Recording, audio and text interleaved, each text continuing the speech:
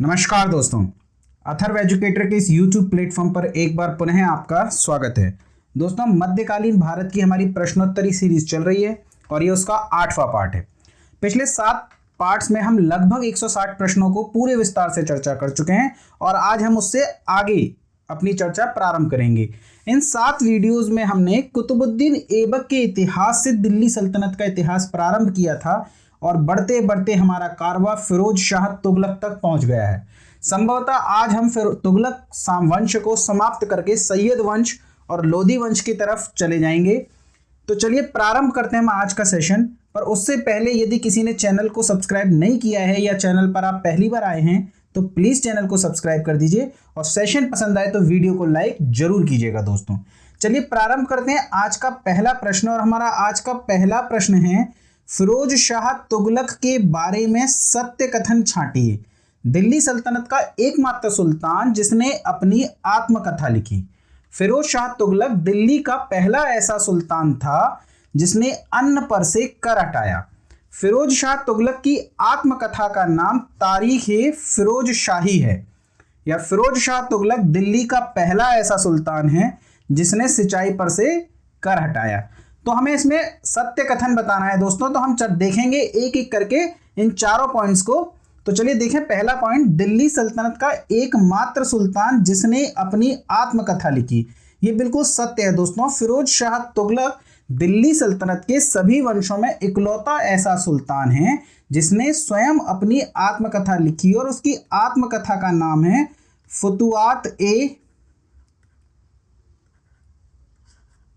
फुतुआत-ए फिरोज शाही।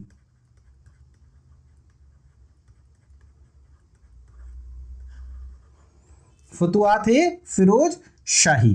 तो चलिए अगला पॉइंट देखते हैं। ये कथन तो सत्य हो गया। फिरोज शाह तुगलक दिल्ली का पहला ऐसा सुल्तान था जिसने अन्न पर से कर हटाया। देखिए हमारा उत्तर तो मिल गया, हमें सत्य कथन छांटना था, पर हम आगे के पॉइंट्स पर भी चर्चा कर लें। तो वह ऐसा पहला सुल्तान नहीं था जिसने अन्न पर से कर हटाया। अन्न पर से कर हटाने वाला दिल्ली सल्तनत का पहला सुल्तान सिकंदर लोदी था दोस्तों। सिकंदर लोदी, लोधी वंश का दूसरा सुल्तान सिकंदर लोदी दिल्ली सल्तनत का पहला ऐसा सुल्तान था जिसने अन्न पर से, खाद्यान्न पर से या अनाज पर से कर हटाया। फिरोज शाह तुगलक की आत्मकथा का नाम तारीख-ए फिरोज शाही है। तो ये कथन भी गलत हो गया दोस्तों। तारीख-ए फिरोज शाही नहीं है बल्कि उसकी आत्मकथा का नाम है फुतुआत-ए फिरोज शाही। और फिरोज शाह तुगलक दिल्ली का पहला ऐसा सुल्तान था जिसने सिंचाई पर से कर हटाया। सिंचाई पर से कर हटाया नहीं था बल्कि दिल्ली सल्तनत का पहला ऐसा सुल्तान था जिसने सिंचाई पर कर लगाया था। सिंचाई पर कर लगाया।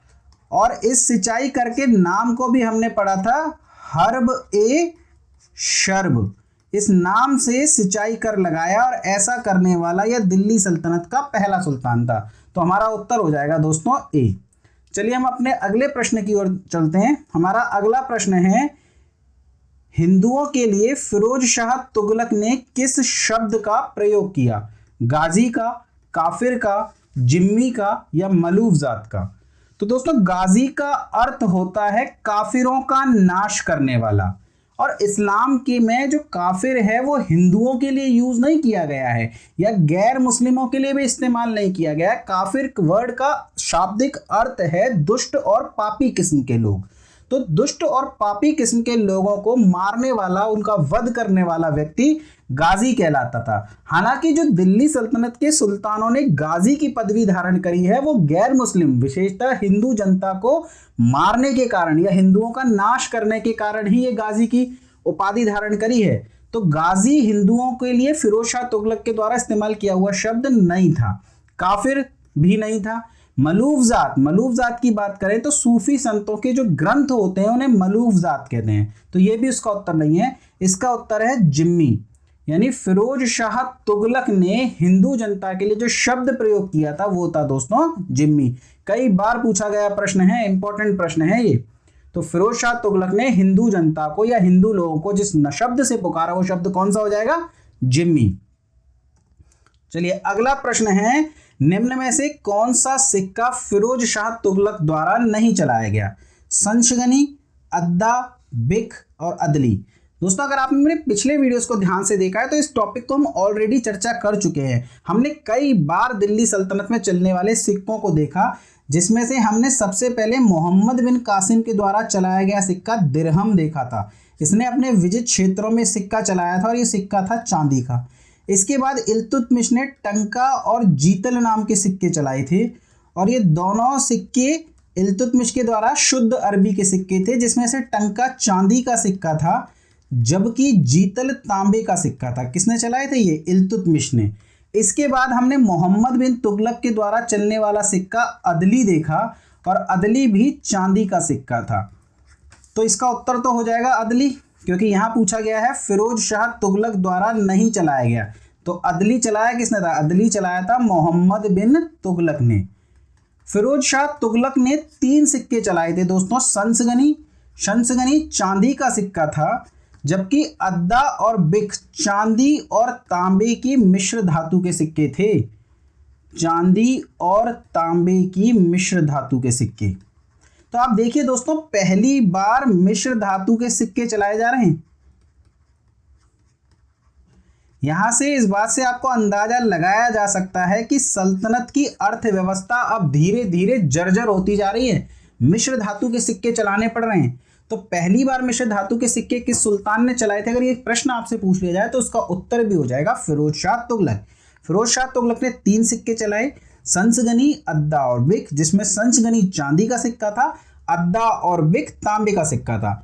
यहाँ मैंने दोस्तों पूरी डिटेल से आपके लिए एक स्लाइड तैयार कर दी है। आप इस स्लाइड का या तो स्क्रीनशॉट ले लीजिए या नोट कर लीजिए। वैसे मेरी सलाह है कि आप नोट किया कीजिए पॉइंट्स को, क्योंकि नोट करने से आपको क्लास के अंदर ही याद हो जाएगा दोस्तों।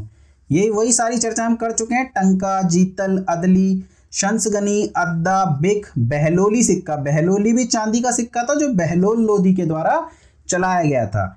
इसके बाद हम मुगल काल में बने के सिक्के भी बहुत सारे हैं जो मुगल काल में पढ़ेंगे, और लास्ट में हम सिक्कों को, मध्यकालीन भारत के सिक्कों की एक अलग से स्लाइड दोबारा से तैयार कर देंगे दोस्तों।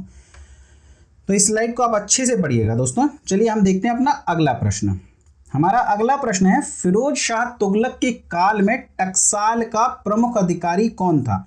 देखिए, फिरोज शाह तुगलक के टकसाल अधिकारी का, यानी सिक्के छापने के लिए जो विभाग होता है टकसाल, उसके प्रमुख अधिकारी का, अध्यक्ष का नाम आपसे कई बार एग्जाम्स में पूछा गया है।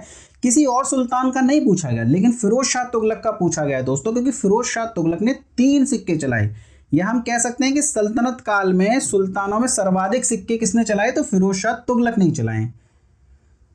तो इस वजह से उसके टकसाल का नाम भी इंपॉर्टेंट हो जाता है, हिसामुद्दीन। हिसामुद्दीन के नाम पर हमने पिछले वीडियोस में भी चर्चा करी थी। हिसामुद्दीन फिरोज शाह तुगलक दिल्ली सल्तनत का पहला ऐसा सुल्तान था जिसने सल्तनत की आय की गणना करवाई। सल्तनत की आय की गणना, कि सल्तनत की वास्तविक आय होती कितनी है, इस बात की गणना करवाने वाला पहला सुल्तान फिरोज शाह तुगलक था। और जिस अधिकारी को इसने इस कार्य के लिए अपॉइंट किया था वो अधिकारी था ख्वाजा हिसामुद्दीन। जबकि टकसाल प्रमुख के बारे में आपसे पूछे या फिरोज शाह तुगलक के टकसाल अध्यक्ष का नाम आपसे पूछे तो उत्तर हो जाएगा करम शाह। करम करोगे तो मुद्रा मिलेगी, पैसे मिलेंगे, चांदी मिलेगी, धातु मिलेगी, सिक्के मिलेंगे, संपत्ति मिलेगी। कैसे भी आप याद कर सकते हैं। फिरोज शाह तुगलक के टकसाल अधिकारी का नाम करम शाह था, आपको यह याद करना है दोस्तों। चलिए अगला प्रश्न देखते हैं। अगला प्रश्न है, फिरोज शाह तुगलक का अंतिम सैन्य अभियान कौन सा था? देखिए, मध्यकालीन भारत के इतिहास में फिरोज शाह तुगलक से बहुत से प्रश्न बनते हैं, पर ज्यादा राजनीतिक प्रश्न नहीं बनते, क्योंकि इसका सैन्य अभियान ऐसा कुछ खास नहीं रहा। ये अपने वीरतापूर्वक कार्यों के लिए या सैन्य अभियानों के लिए नहीं जाना जाता। इसने साम्राज्य का कोई विशेष और विस्तार नहीं किया। जो साम्राज्य मोहम्मद बिन तुगलक छोड़कर गया था वही साम्राज्य फिरोज शाह तुगलक के पास भी रहा। तो ऐसा कोई अभियान या कोई विजय नहीं पड़नी होती। पर अगर फिर भी आपसे फिरोज शाह तुगलक की महत्वपूर्ण विजय के बारे में पूछे तो फिरोज शाह तुगलक की एकमात्र या महत्वपूर्ण विजय होती है उड़ीसा विजय। इसने उड़ीसा पर सैन्य अभियान किया था। पर यहाँ पर प्रश्न में आपसे महत्वपूर्ण अभियान या सबसे बड़ा अभियान नहीं पूछा जा रहा, यहाँ पूछा जा रहा है अंतिम सैन्य अभियान।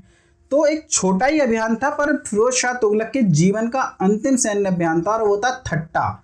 ठट्टा दोस्तों सिंध में पड़ता है और आपको याद होगा कि ठट्टा में ही मोहम्मद बिन तुगलक की मृत्यु हुई थी और इसी ठट्टा में फिरोज शाह तुगलक का पहली बार राज्याभिषेक हुआ था। फिरोज शाह तुगलक दिल्ली सल्तनत का पहला ऐसा सुल्तान है जिसका 2 बार राज्याभिषेक हुआ।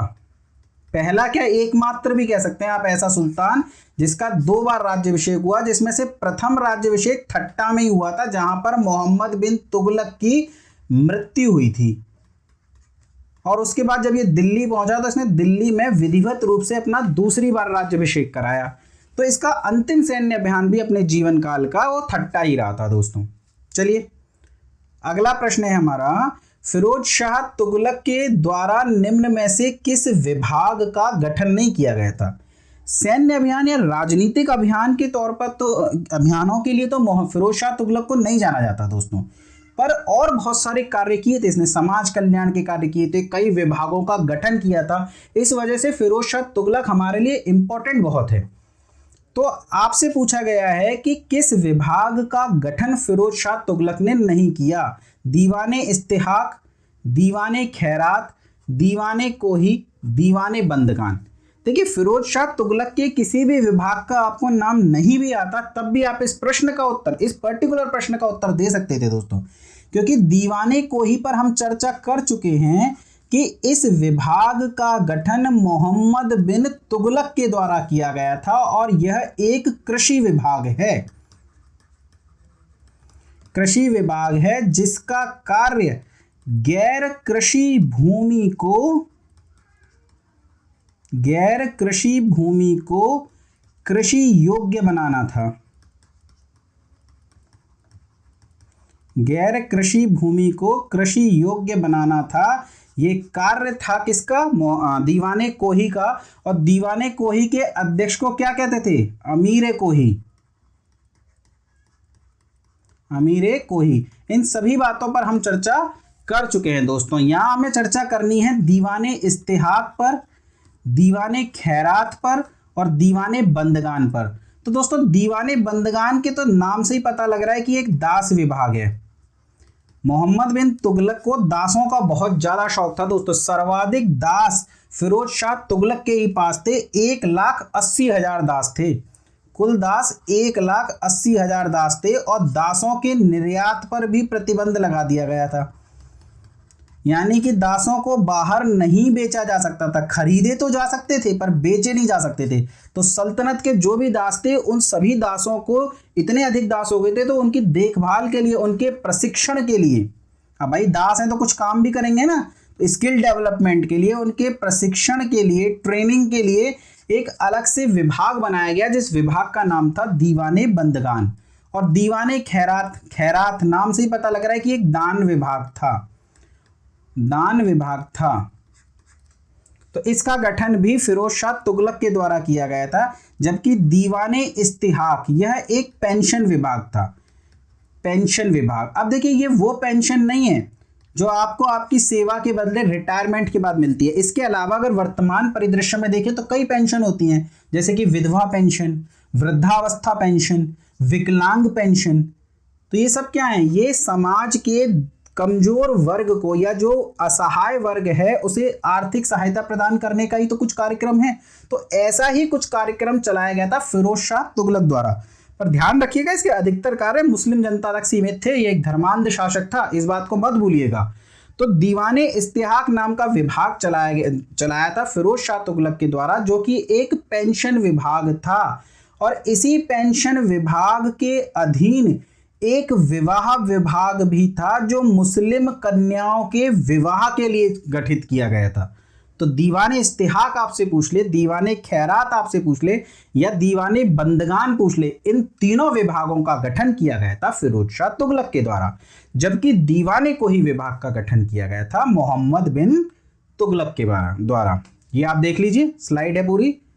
दीवाने बंदगान के अधिकारी को या अध्यक्ष को अर्ज ए बंदगान कहते हैं। इसका कार्य था गुलामों को भर्ती करना और उन्हें प्रशिक्षण देना। जबकि दीवाने इस्तिहाक एक पेंशन विभाग था जिसका उद्देश्य था सामाजिक सुरक्षा प्रदान करना। इसके अधीन एक विवाह विभाग भी था जो मुस्लिम कन्याओं का विवाह करवाता था। दीवाने खैरात ये एक दान विभाग भी था। मैंने आपको स्लाइड के रूप में भी सारी इंफॉर्मेशन आपके सामने रख दी है दोस्तों। चलिए अगला प्रश्न देखते हैं। अगला प्रश्न है तुगलक वंश का अंतिम शासक कौन था। देखिए बात करें कि तुगलक वंश का पहला शासक तो गयासुद्दीन तुगलक था।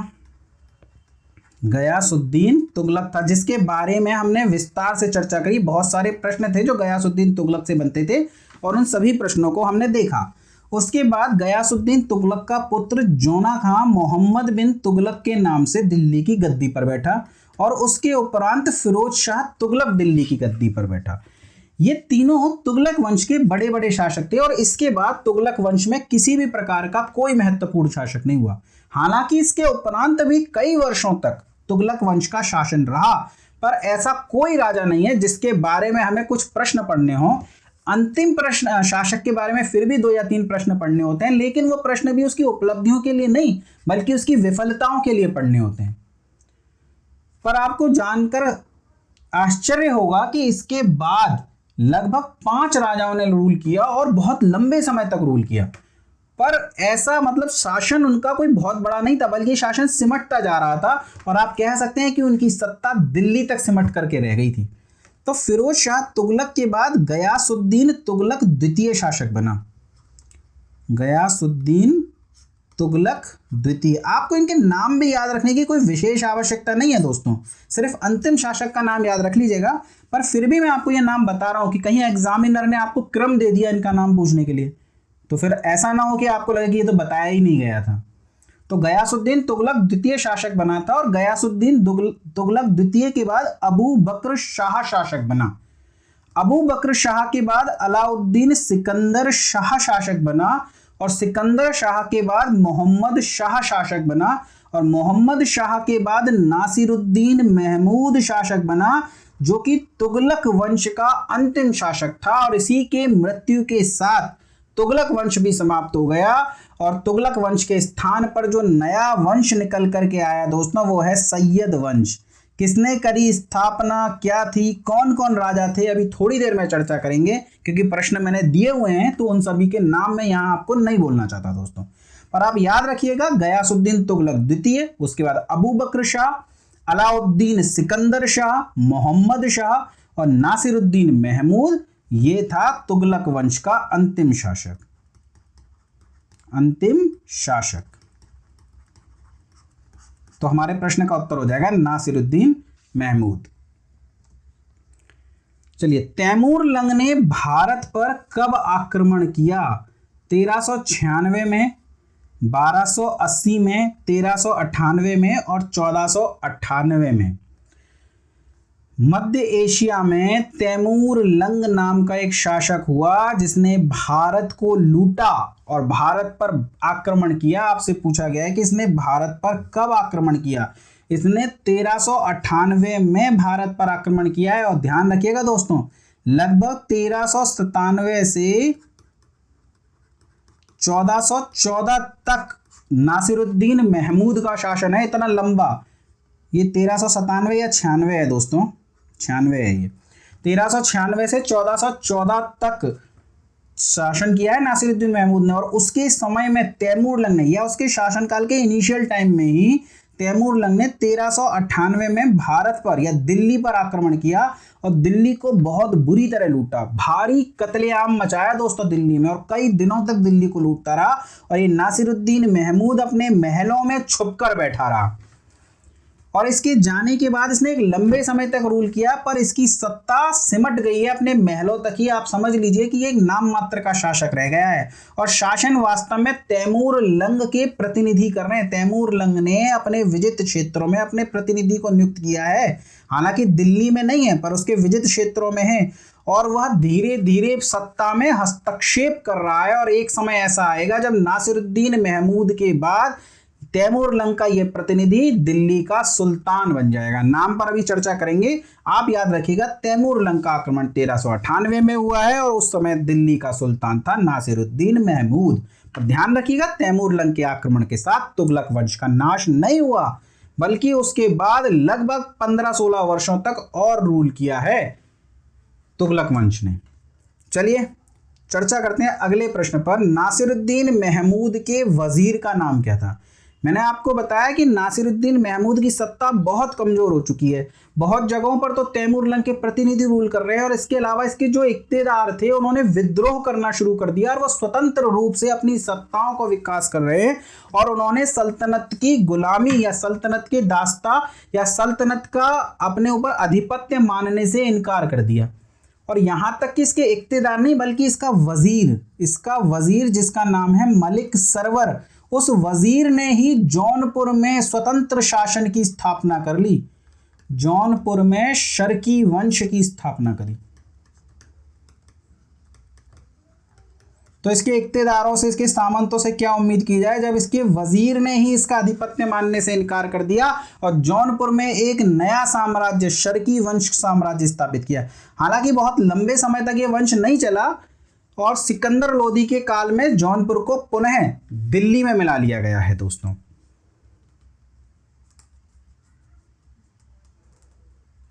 ठीक है, लेकिन फिर भी अगर आपसे पूछा जाए कि जौनपुर में शर्की वंश की स्थापना किसने करी, तो उत्तर हो जाएगा हमारा मलिक सरवर। किसके काल में करी? नासिरुद्दीन महमूद के काल में। और ये नासिरुद्दीन महमूद का कौन था? तो ये वजीर था दोस्तों। चलिए अगला प्रश्न देखते हैं। हाँ, ये एक इंपॉर्टेंट प्रश्न है कि जौनपुर को पूर्व का सिराज भी कहते थे। तो आपसे पूछा जाए कि किस नगर को, उत्तर प्रदेश के किस महत्वपूर्ण नगर को जौनपुर का सिराज नाम से जाना जाता है, तो उत्तर हो जाए, पूर्व का सिराज नाम से जाना जाता है, तो उत्तर हो जाएगा जौनपुर। चलिए अगला प्रश्न है, निम्न में से कौन सी उपाधि तैमूरलंग की थी?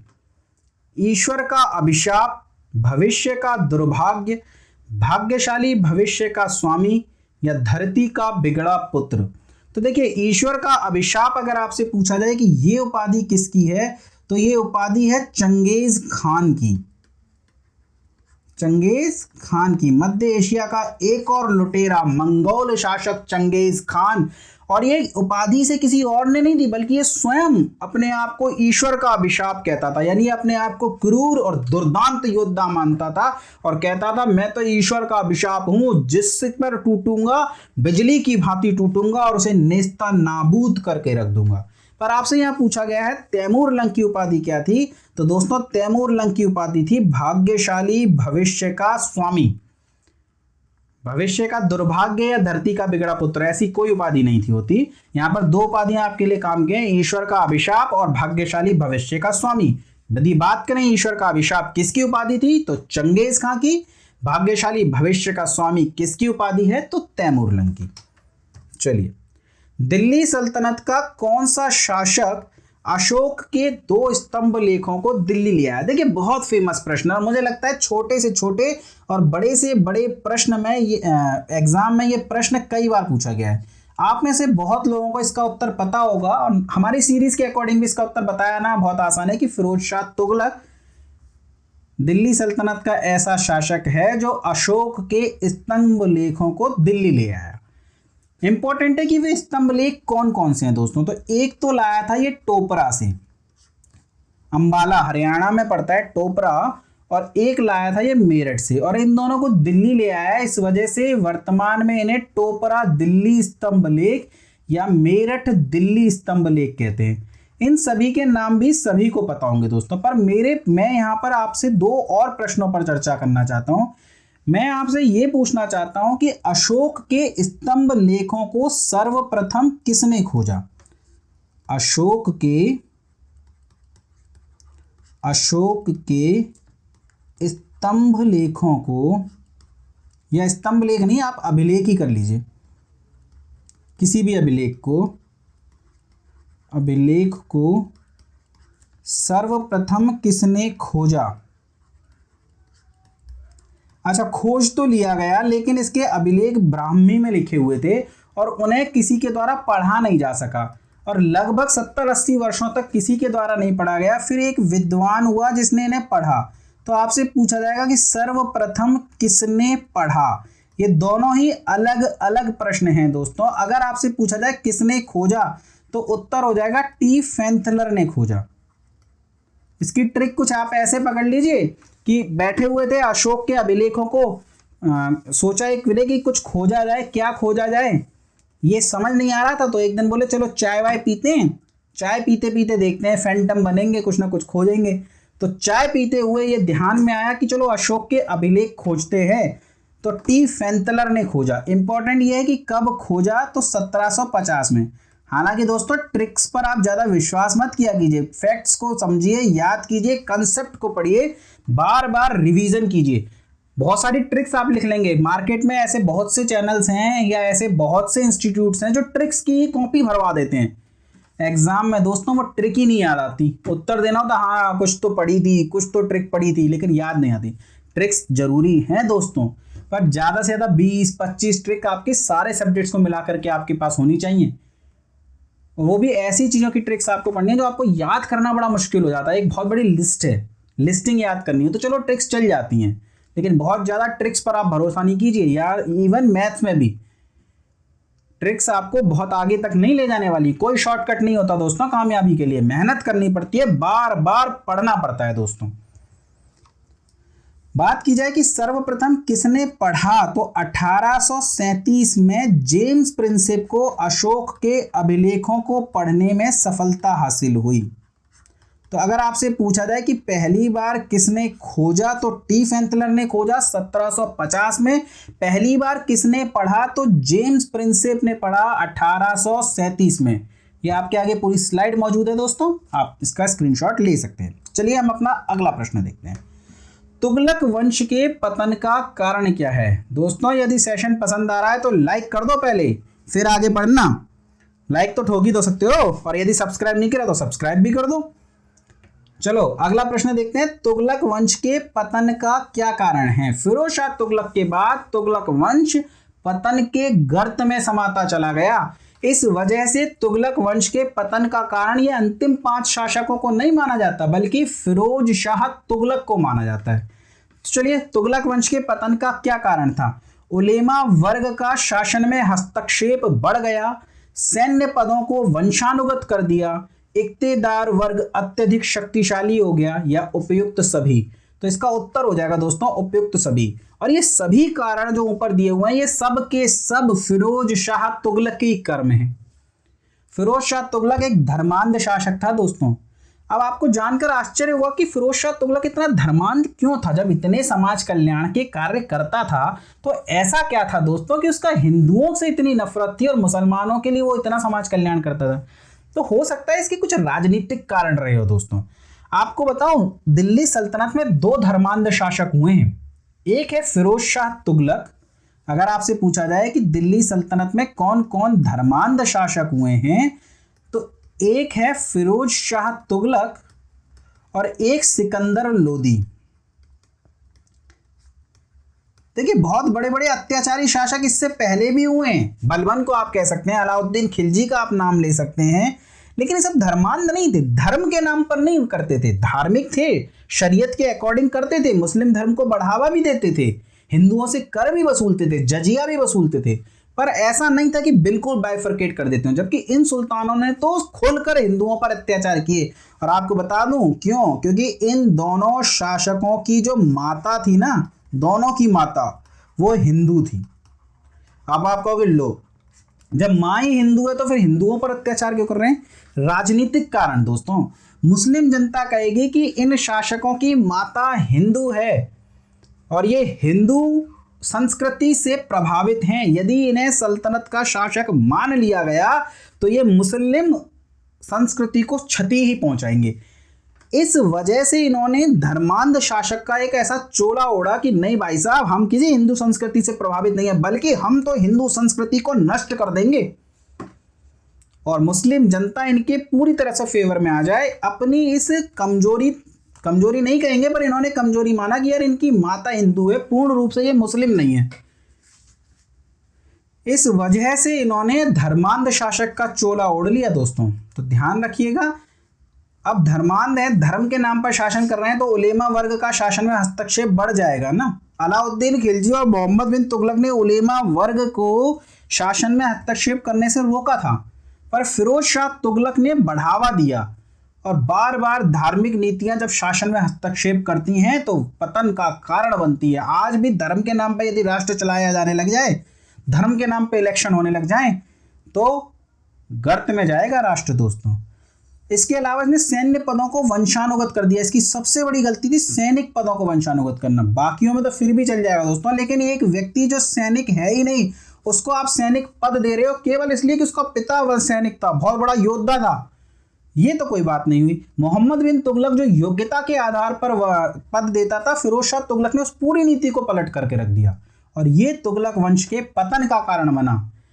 यानी इसके जो आगे कमजोर उत्तराधिकारी आए हैं उसके लिए तो इसने गड्ढा खोद दिया, उनके लिए तो कुछ बचा ही नहीं रूल करने के लिए। खजाना खत्म हो गया, योग्यताएं सारी खत्म हो गई, उलेमा वर्ग इतनी बुरी तरह घुस गया कि अगले शासक के लिए, क्योंकि उनका व्यक्तित्व कमजोर था पहले से ही, तो वो उसे इन सब परेशानियों पर काबू ही नहीं पा सके। और ऊपर से तैमूर लंग का आक्रमण, इन सब ने मिलकर के तुगलक वंश जो दिल्ली सल्तनत पर सबसे लंबे समय तक वंश करने वाला शासन वंश रहा है, सबसे लंबे समय तक शासन करने वाला वंश रहा है, वो समाप्त हो गया। इक्तिदार वर्ग अत्यधिक शक्तिशाली हो गया, और जब भी राज्य शक्तिशाली होते हैं तो केंद्र हमेशा कमजोर होता है दोस्तों। तो ये सभी कारण तुगलक वंश के पतन के लिए उत्तरदायी हुए, तो उत्तर हो जाएगा उपयुक्त सभी। चलिए अगला प्रश्न है, भारत से वापस जाते समय तैमूर लंग ने अपने विजित क्षेत्रों का प्रशासक किसे नियुक्त किया? खिज्र खां को, कमाल खां को, वीर सिंह मूचला को या अल्प खां को? उत्तर हो जाएगा दोस्तों खिज्र खां को। तैमूर लंग ने भारत को पूर्ण रूप से या भरपूर रूप से लूटा, कई दिनों तक दिल्ली को बंधक बना के रखा, और जब वो वापस जाने लगा तो उन क्षेत्रों पर जहां उसने प्रत्यक्ष नियंत्रण स्थापित किया था वहां उसने अपना प्रतिनिधि खिज्र खां को अपॉइंट कर दिया। दोस्तों ध्यान रखिएगा, यही खिज्र खां सैयद वंश का संस्थापक है, सैयद वंश का संस्थापक है खिज्र खां। तो इस खिज्र खां को तैमूर लंग ने अपने विजित क्षेत्रों का प्रशासक या प्रतिनिधि नियुक्त किया है। चलिए अगला प्रश्न देखते हैं। अगला प्रश्न है, दिल्ली सल्तनत के किस शासक ने सुल्तान की उपाधि धारण नहीं करी? कुतुबुद्दीन ऐबक, खिज्र खां, नासिरुद्दीन महमूद या अलाउद्दीन अहमद शाह? दोस्तों इस प्रश्न को पहले तो आप इंपॉर्टेंट कर लीजिए या मोस्ट इंपॉर्टेंट कर लीजिए, या जैसे भी टिक लगाना चाहते हैं लगा लीजिए, क्योंकि अक्सर हमें पता है कि कुतुबुद्दीन ऐबक ऐसा सुल्तान था जिसने सुल्तान की उपाधि धारण नहीं करी। वह अपने आप को मलिक या सिपह सालार कहता था। हमने पढ़ा है कि जब वो सुल्तान बना तब तक वो दासत्व से भी मुक्त नहीं हुआ। 1206 में सुल्तान बना, और गौरी के दासत्व से उसे जो मुक्ति मिली है वो गौरी की मृत्यु के 2 साल बाद, उसके सुल्तान बनने के 2 साल बाद 1208 में मिली है। यह स्वयं को मलिक और सिपह सालार कहता था। इसने अपने नाम के सिक्के नहीं ढलवाए, खुतबा नहीं पढ़वाया। यहां तक कि फिरोज शाह तुगलक, जिसने खुतबे की परंपरा में परिवर्तन किया और अपने पूर्व सुल्तानों का नाम भी खुतबे में पढ़वाने लग गया, उसने भी कुतुबुद्दीन ऐबक का नाम खुतबे में नहीं पढ़वाया। यानी वह भी कुतुबुद्दीन ऐबक को सुल्तान नहीं मानता। तो इसका उत्तर तो कुतुबुद्दीन ऐबक हो जाएगा। लेकिन यहाँ ऑप्शन में खिज्र खां भी है दोस्तों, और इसने भी सुल्तान की उपाधि धारण नहीं करी थी। अब ऐसी स्थिति में उत्तर क्या होगा दोस्तों? तो हमने कुतुबुद्दीन ऐबक के समय में भी थोड़ी चर्चा करी थी। इसका प्रश्न का उत्तर हो जाएगा दोस्तों खिज्र खां। इसका कारण है कि कुतुबुद्दीन ऐबक ने सुल्तान की उपाधि धारण करी थी या नहीं करी थी, यह विवादित है, विवाद है इस बात पर। बहुत से इतिहासकार तो कहते हैं कि इसने कभी सुल्तान की उपाधि धारण नहीं करी, जबकि कुछ कहते हैं कि नहीं, 1208 के बाद धारण करी। 1208 के बाद ये अपने आप को सुल्तान कहता था। 1208 से पहले इसने अपने आप को मलिक या सिपह सालार कहा है, क्योंकि ये दास था, और दास कभी सुल्तान नहीं बन सकता जब तक कि वो दासत्व से मुक्त ना हो जाए। टेक्निकल प्रॉब्लम थी। तो ये बात विवादित हो जाती है दोस्तों। जबकि खिज्र खां के ऊपर कोई विवाद नहीं है। खिज्र खां ने अपने संपूर्ण जीवन में कभी भी सुल्तान की उपाधि धारण नहीं करी। यह स्वयं को रैयते आला कहता था और यह अपने आप को तैमूर का प्रतिनिधि ही मानता था कि मैं तो यार तैमूर का प्रतिनिधि हूं। इसने सिक्कों पर तैमूर का नाम छपवाया और तैमूर का ही नहीं बल्कि तैमूर के पुत्र शाहरुख का नाम भी छपवाया। खुतबे में इसने शाहरुख का नाम पढ़वाया। यानी कहीं कोई विवाद ही नहीं है कि खिज्र खां ने तो डेफिनेटली, ताज तो नहीं था पर फिर भी उसने अपने आप को कभी सुल्तान नहीं कहा, वह तो स्वयं को तैमूर का प्रतिनिधि कहता रहा। हालांकि इसके बाद खिज्र खां के बाद उसका पुत्र मुबारक शाह शासक बना और उसने स्वयं को सुल्तान कहा और उसने अपने आप को तैमूर का प्रतिनिधि मानने से इनकार कर दिया। पर खिज्र खां अपने पूरे जीवन में तैमूर के प्रतिनिधि के तौर पर ही शासन कर रहा था। तो इसका उत्तर निर्विवाद रूप से खिज्र खां हो जाएगा, जबकि विवादित रूप से इसका उत्तर कुतुबुद्दीन ऐबक है। यदि ऑप्शन में सिर्फ कुतुबुद्दीन ऐबक है तो कोई दिक्कत नहीं, सिर्फ खिज्र खां है तो कोई दिक्कत नहीं, पर यदि दोनों हैं तो हर हालत में आपको इसका उत्तर दोस्तों खिज्र खां ही देना है। चलिए आगे चलते हैं। एक बार स्लाइड देख लीजिए, आप चर्चा कर चुका हूं पूरे विस्तार से। अगला प्रश्न है असुमेलित छांटिए। खिजराबाद, खिज्र खां, मुबारकाबाद, मुबारक शाह, आगरा, सिकंदर लोदी, तुगलकाबाद, मोहम्मद बिन कासिम। ये दोस्तों एक तरफ नगर दिए हुए हैं और सामने की तरफ उन नगरों के संस्थापक दिए हुए हैं। समय समय पर हम नगरों को और नगरों के संस्थापकों पर चर्चा करते रहे हैं दोस्तों। उसी क्रम में आगे बढ़ाते हुए एक प्रश्न और आया है खिजराबाद। खिजराबाद की स्थापना खिज्र खां ने करी है दोस्तों। ध्यान रखिएगा, खिज्र खां एक अलाउद्दीन खिलजी का पुत्र भी था। जब अलाउद्दीन खिलजी ने चित्तौड़ को जीत लिया और चित्तौड़ में रानियों ने जौहर कर लिया और वहां के राणा की जब मृत्यु हो गई तो अलाउद्दीन खिलजी ने अपने पुत्र खिज्र खां को चित्तौड़ का प्रशासक नियुक्त कर दिया और उसका नाम खिजराबाद रख दिया। बाद में जब पुनः सिसोदिया वंश के शासक हमीर सिंह सिसोदिया ने चित्तौड़ पर कब्जा किया तो उन्होंने चित्तौड़ का नाम पुनः चित्तौड़ कर दिया। लेकिन खिज्र खां जब सैयद वंश की स्थापना करके सुल्तान बना, उसके बाद इसने दिल्ली के पास एक नगर बसाया खिजराबाद। तो इस बात में कहीं भी कोई कंफ्यूजन मत रखिएगा।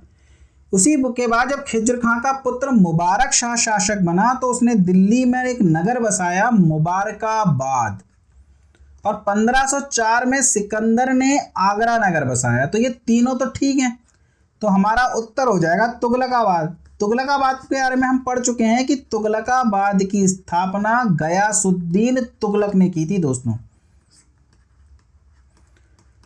गयासुद्दीन तुगलक। तो हमारे प्रश्न का उत्तर हो जाएगा डी तुगलकाबाद। चलिए अगला प्रश्न है निम्न में से कौन सैयद वंश का सबसे योग्य शासक माना जाता है। सैयद वंश में खिज्र खां के बाद मुबारक शाह के बाद मोहम्मद शाह और मोहम्मद शाह के बाद अलाउद्दीन अहमद शाह शासक बना दोस्तों। और अंत में अलाउद्दीन अहमद शाह सत्ता के सभी अधिकार बहलोल लोदी को सौंप कर बदायूं चला गया। कहा जाता है कि बहलोल लोदी काफी शक्तिशाली हो चुका था और अलाउद्दीन अहमद शाह को लगता था कि भाई साहब अगर मैंने सत्ता नहीं छोड़ी तो ये बहलोल लोदी मुझे परलोक का राजा बना देगा, मार देगा।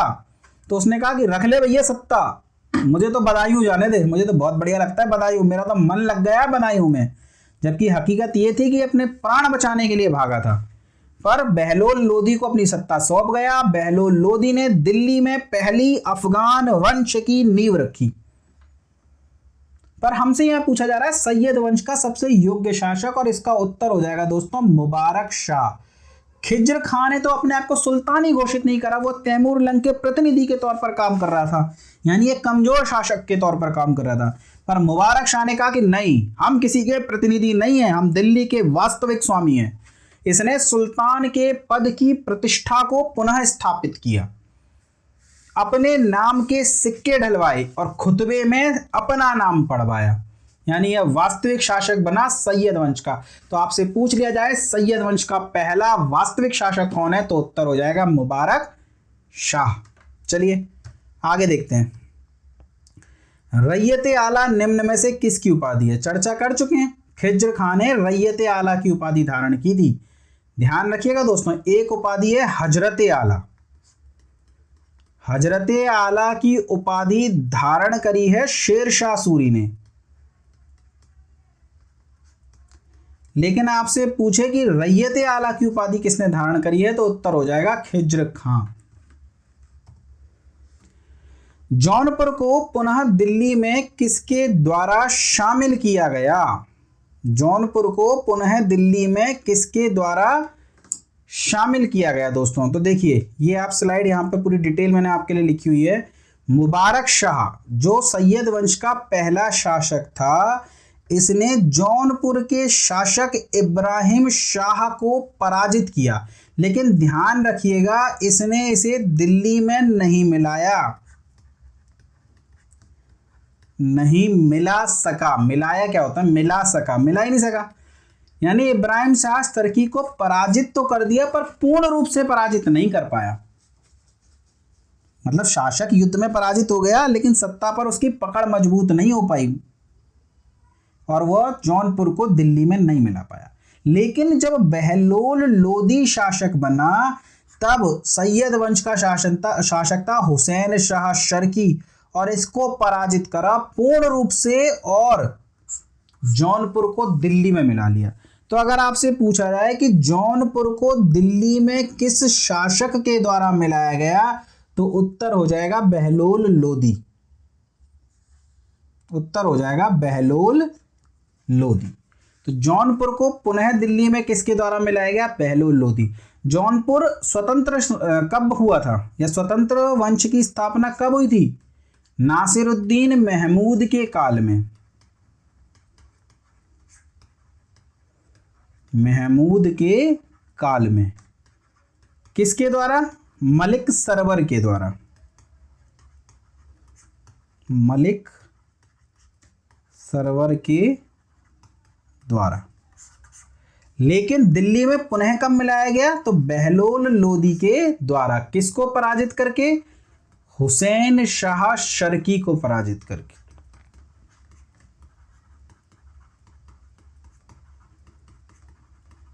हुसैन शाह शर्की को पराजित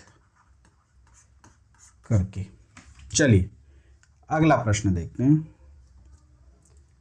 अगला प्रश्न है आगरा की स्थापना कब की गई। इस बारे में तो मुझे लगता है कि मैंने कई बार बोला है कि 1504 में आगरा की स्थापना और 1304 में सीरी की स्थापना करी गई। ये दोनों आपको ईयर अब तक तो रट गए होंगे दोस्तों। तो 1504 में आगरा की स्थापना करी गई सिकंदर लोदी के द्वारा और आगरा को अपनी राजधानी भी बनाया गया सिकंदर लोदी के द्वारा। अगला प्रश्न है सिकंदर लोदी किस नाम से कविताएं करता था। ये फारसी में कविताएं करता था दोस्तों, और जिस नाम से कविताएं करता था वो नाम आपसे पूछा गया है नशेमन, जौहर आफ्तावाची, गुलरुखी या निजाम खां। तो ध्यान रखना दोस्तों, इसका उत्तर हो जाएगा गुलरुखी। गुलरुखी के नाम से यह कविताएं करता था। और किस भाषा में कविताएं करता था, तो ये फारसी में कविताएं करता था दोस्तों। ध्यान रखिएगा इस बात को। किस नाम से करता था, गुलरुखी। लज्जते सिकंदरी, फैरंगे सिकंदरी नाम के ग्रंथ भी लिखे हैं इसने। चलिए अगला प्रश्न है मौठ की मस्जिद का निर्माण किसने करवाया। मौठ की मस्जिद, सबसे पहले तो ये बताइए मौठ की मस्जिद है कहां पर दोस्तों। तो मौठ की मस्जिद है दोस्तों दिल्ली में। मौठ की मस्जिद कहां पर है, दिल्ली में। और आपसे पूछा जाए कि मौठ की मस्जिद का निर्माण किसने करवाया, उत्तर हो जाएगा दोस्तों मियां भुआ। अगर आपसे पूछा जाए किसके काल में हुआ, तब उत्तर होगा दोस्तों सिकंदर लोदी। सिकंदर लोदी का वजीर है मियां भुआ और मियां भुआ ने मौठ की मस्जिद का निर्माण करवाया है सिकंदर लोदी के काल में।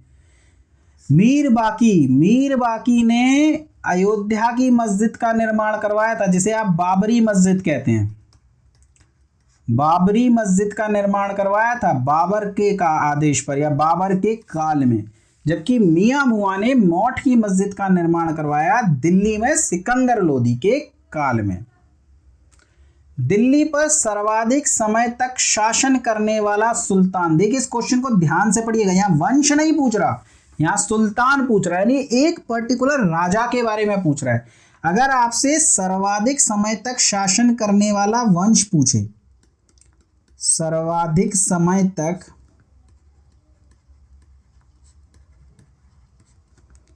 शासन करने वाला वंश, सर्वाधिक समय तक शासन करने वाला वंश, उत्तर हो जाएगा तुगलक वंश। अगर आपसे पूछे न्यूनतम समय तक शासन करने वाला वंश कौन सा है, तो उत्तर हो जाएगा खिलजी वंश। खिलजी वंश। लेकिन अगर पर्टिकुलर सुल्तान का नाम लेकर पूछ ले कि सर्वाधिक समय तक शासन करने वाला सुल्तान कौन था, तो दिल्ली सल्तनत में कुतुबुद्दीन ऐबक से लेकर इब्राहिम लोदी तक जिस शासक ने सबसे ज्यादा समय तक शासन किया है वो है दोस्तों बहलोल लोदी। बहलोल लोदी ने दिल्ली में पहले अफगान वंश की स्थापना करी। दिल्ली में पहले अफगान वंश की स्थापना करी।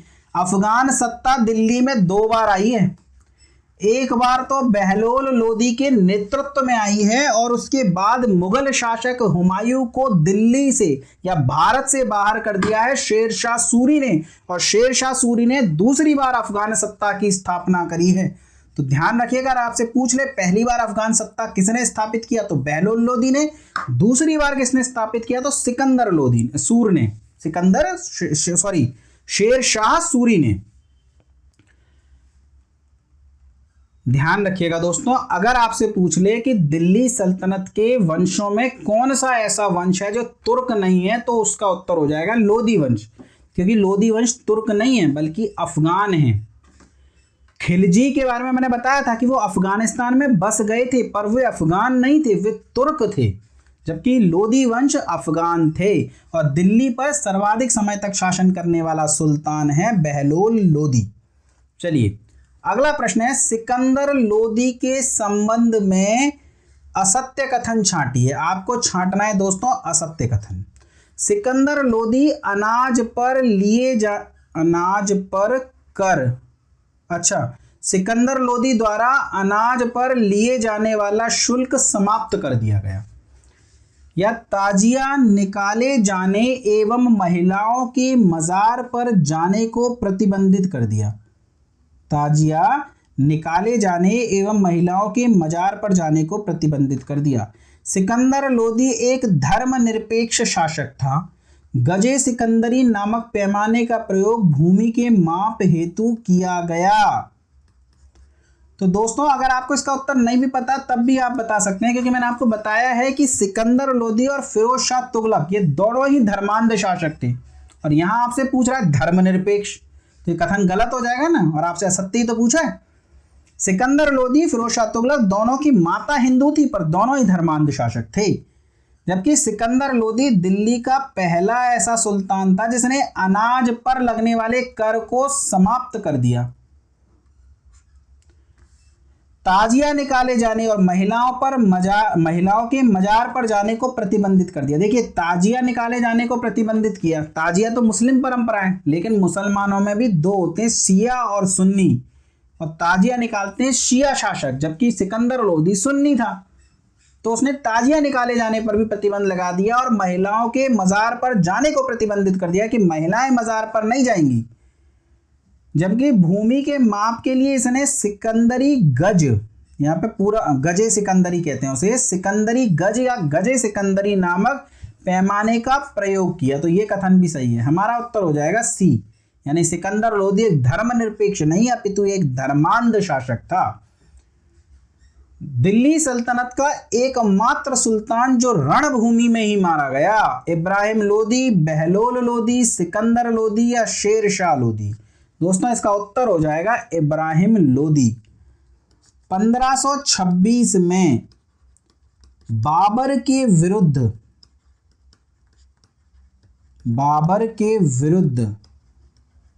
पानीपत के प्रथम युद्ध में इब्राहिम लोदी की मृत्यु हो गई। पानीपत के प्रथम युद्ध में इब्राहिम लोदी की मृत्यु हो गई और रणभूमि में मरने वाला दिल्ली सल्तनत का एकमात्र शासक था इब्राहिम लोदी। तो इस प्रश्न का उत्तर हो जाएगा इब्राहिम लोदी। चलिए हमारा आज का अंतिम और महत्वपूर्ण प्रश्न, लास्ट बट नॉट लीस्ट, बहुत सारे प्रश्न बनेंगे इस प्रश्न से ही। और प्रश्न है, निम्न में से किस शासक ने सर्वप्रथम जजिया समाप्त किया? जैनुल आबिदीन, औरंगजेब, अकबर, फिरोज शाह तुगलक। देखिए समाप्त किया पूछ रहा है, लगाया किसने ये नहीं पूछ रहा। अगर पूछे किसने लगाया तो मोहम्मद बिन कासिम ने लगाया। सर्वप्रथम किसने लगाया तो मोहम्मद बिन कासिम ने। पर यहां पूछ रहा है सर्वप्रथम किसने समाप्त किया, उत्तर हो जाएगा जैनुल आबिदीन ने। देखिए जजिया से बहुत सारे प्रश्न बनते हैं दोस्तों, बहुत सारे। आपको ये स्लाइड अच्छे से देखनी है और इसमें जजिया से बनने वाले सभी प्रश्नों को मैंने स्लाइड में संकलित कर दिया है और इससे बाहर प्रश्न नहीं बनेंगे जजिया से लेकर, इस बात की गारंटी मैं आपको देता हूं। अगर आपसे पूछे भारत में सर्वप्रथम जजिया किसने लगाया तो 712 ईस्वी में मोहम्मद बिन कासिम के द्वारा अपने विजित क्षेत्रों में जजिया लगाया गया। जजिया क्या होता है तो जजिया एक प्रकार का धार्मिक कर है जो मुस्लिम राज्य में रहने वाली गैर मुस्लिम जनता से वसूला जाता है।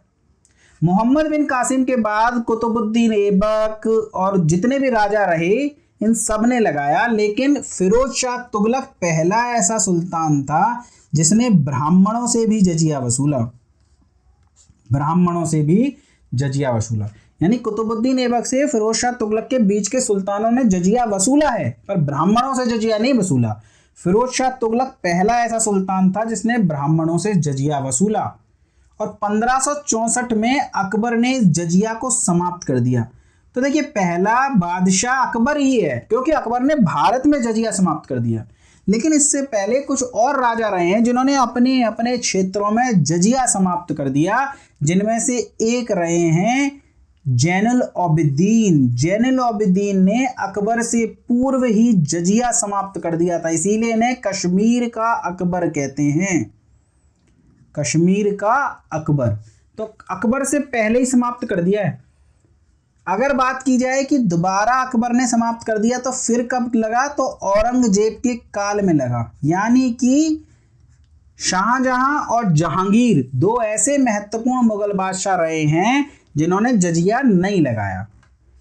भारत में पहले जजिया लगाया और फिर समाप्त कर दिया, अगर ऐसे पूछा जाए तो इसका उत्तर हो जाएगा दोस्तों फारुख सियर। अंतिम रूप से जजिया समाप्त करा मोहम्मद शाह रंगीला ने। हालांकि इस स्लाइड में आपको पहले भी पढ़ा चुका हूं, पर इंपॉर्टेंट है, जब जब आएगी जजिया तब हम चर्चा करेंगे। क्लास में रिवीजन आपको कराते रहेंगे, सब कुछ याद रखवाएंगे आपको एग्जाम से पहले। इतिहास हो, ज्योग्राफी हो, पॉलिटिकल साइंस हो, इकोनॉमिक्स हो, करंट अफेयर हो, कुछ नहीं छोड़ा जाएगा दोस्तों। आप बस जुड़े रहिए अथर्व एजुकेटर के साथ, सब्सक्राइब करते रहिए, वीडियो को लाइक करते रहिए। चलिए दोस्तों, बेस्ट ऑफ लक, पढ़ते रहिए। धन्यवाद दोस्तों।